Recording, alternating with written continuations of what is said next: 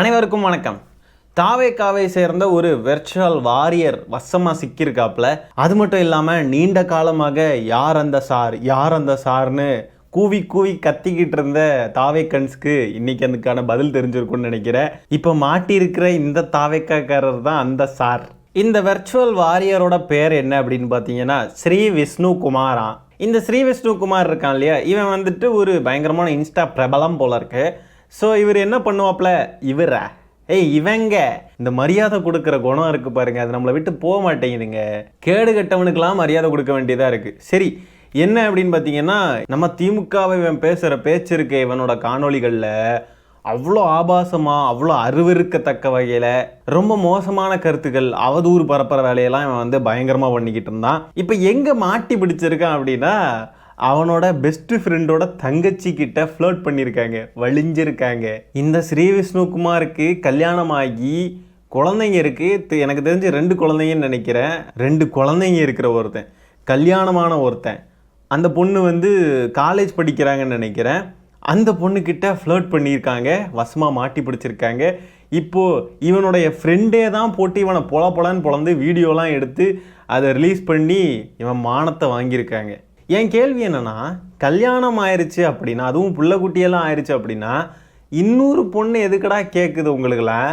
Virtual வாரியர்ஸ்லாம் இந்த லட்சணத்தில் தான் இருப்பாங்க போல இருக்கு மக்களே. நான் சொன்னது வந்து கல்யாணம் ஆனவங்களுக்கு மட்டும் கிடையாது.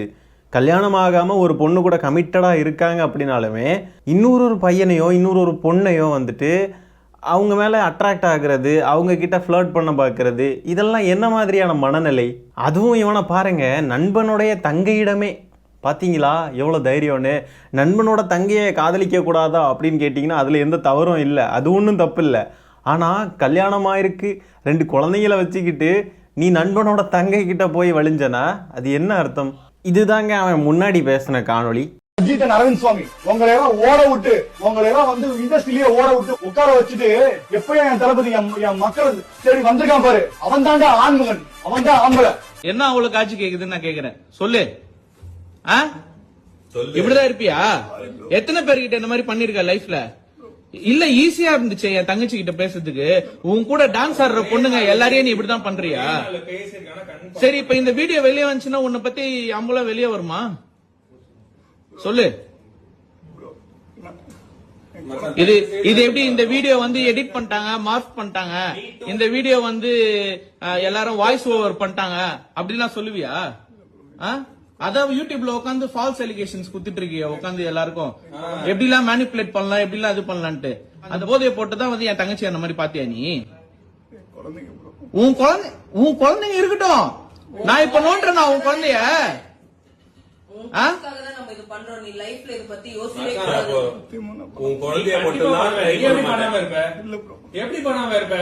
அதாவதுங்க, குழந்தை மேலையெல்லாம் அக்கறை இருக்கிற ஒருத்தனா இருந்தா இந்த மாதிரி கேவலமான செயல்களில் ஈடுபடக்கூடாது.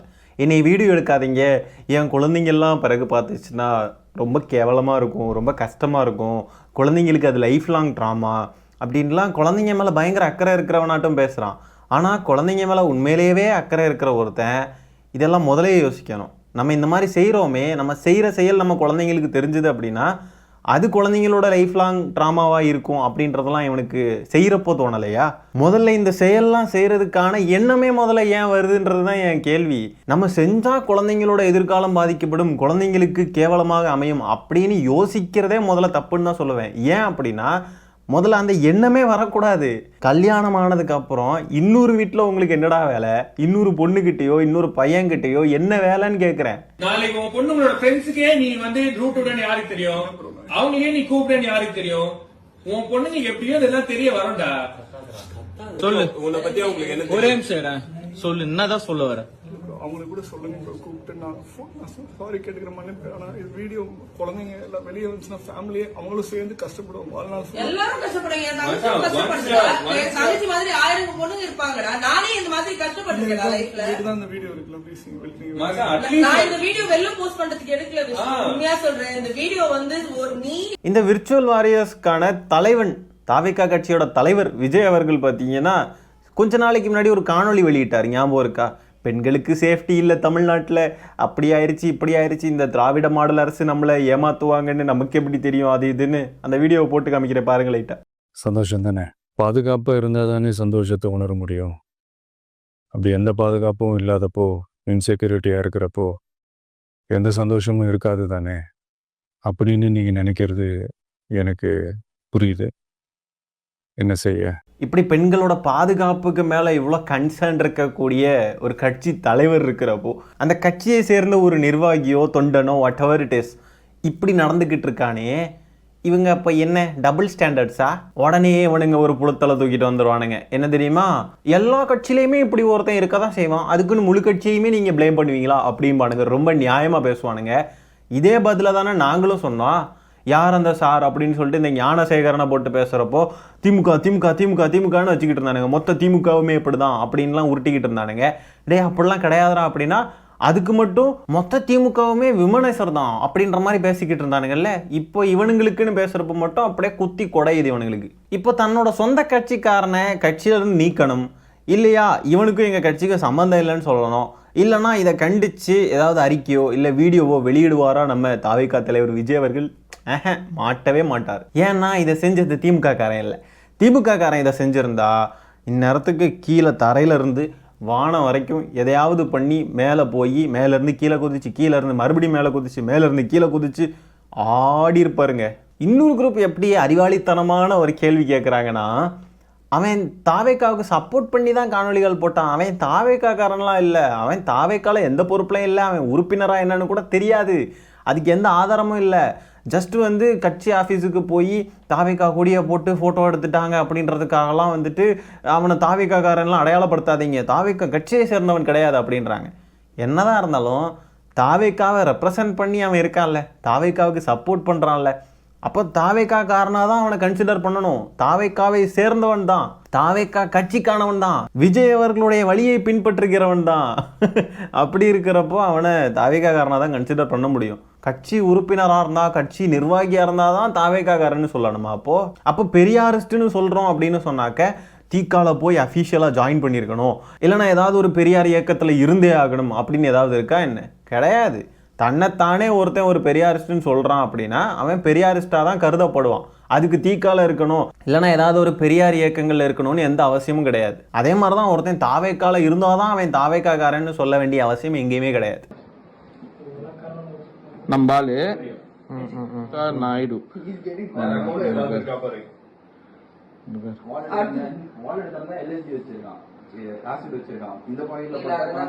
leave others, send me a picture and say if you are hot or not. Huh? You are asking me whether I am hot or not. Lol. இது வர ஓகே பெங்களூர் சென்னை அங்க where do you stay? Bangalore, Chennai. I like Bangalore too, more of your pictures cause you are amazing cute lips. Same da amazing cute lips. Say married right? இவரே மேரிட்லாம் அதெல்லாம் கேட்டுருவாரு. ஏன்னா marriage ஆன பொண்ணுங்க வேணும், lucky husband. எனக்கு ரொம்ப tension ஆகி ட்ரிகரான ஒரு இடம் எதுனா இதுதாங்க. இப்போ இதில் காமிக்கிற இந்த சேட் இருக்கு இல்லையா, இந்த சேட்டு இந்த ஃப்ரெண்டோட தங்கச்சி கிடையாது, சரியா, வேற ஏதோ ஒரு பொண்ணு. அவங்க பார்த்தீங்கன்னா அந்த பொண்ணு மேரீடு. அந்த சேட்டை நல்லா பார்த்தீங்கன்னா நான் இதில் காட்டுறேன் பாருங்கள். மேரீட் ரைட் அப்படின்னு இவன் கேட்குறான். இது இவனோட ஃபோனில் உள்ள சேட்டு, சரியா, இந்த ஸ்ரீ விஷ்ணுகுமாரா இவனோட ஃபோனில் இருக்கிற மெசேஜ், சரியா. இது பார்த்தீங்கன்னா மேரீட் ரைட்டுன்னு இவன் அனுப்பியிருக்கான். அங்கேருந்து ரிப்ளை என்ன வந்திருக்கு பாருங்கள், எஸ் யூ ட்ரூ ரைட், ஆமாம் நீங்களும் தானே மேரீடு அப்படின்னு கேட்டிருக்கான். ஆமான்னு இவனும் சொல்லிட்டு அடுத்தது என்ன சொல்கிறான் பாருங்கள், lucky husband to have those lips daily. தினமும் உங்களோட உதடுகள் உங்கள் ஹஸ்பண்டுக்கு கிடைக்கிது இல்லையா, அவர் செம்ம லக்கி அப்படின்னு வழியிறான், கேவலமாக வழியிறான்.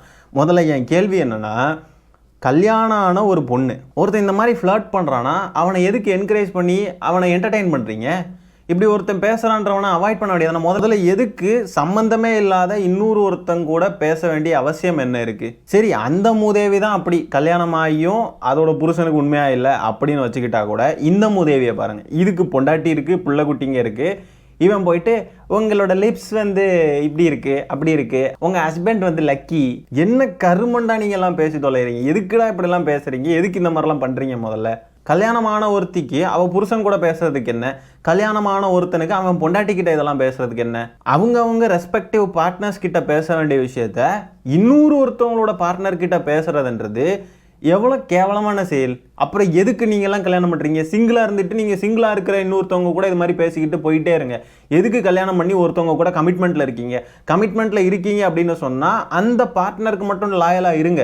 இன்னொருத்தவங்க கூட பர்சனலி அட்டாச் ஆக வேண்டிய அவசியம் என்ன இருக்குது? சரி, அப்படியே பர்சனலி அட்டாச் ஆன ஒரு பர்சனாக இருந்தாலுமே கூட அவங்க ஃப்ளர்ட் பண்ணுறாங்கன்றப்போ அலோவ் பண்ண வேண்டிய அவசியம் என்ன இருக்குது? இல்லைனா நம்மளே ஃப்ளர்ட் பண்ண வேண்டிய அவசியம் என்ன இருக்குது? எங்கேருந்து வந்துச்சு இந்த அவசியம்?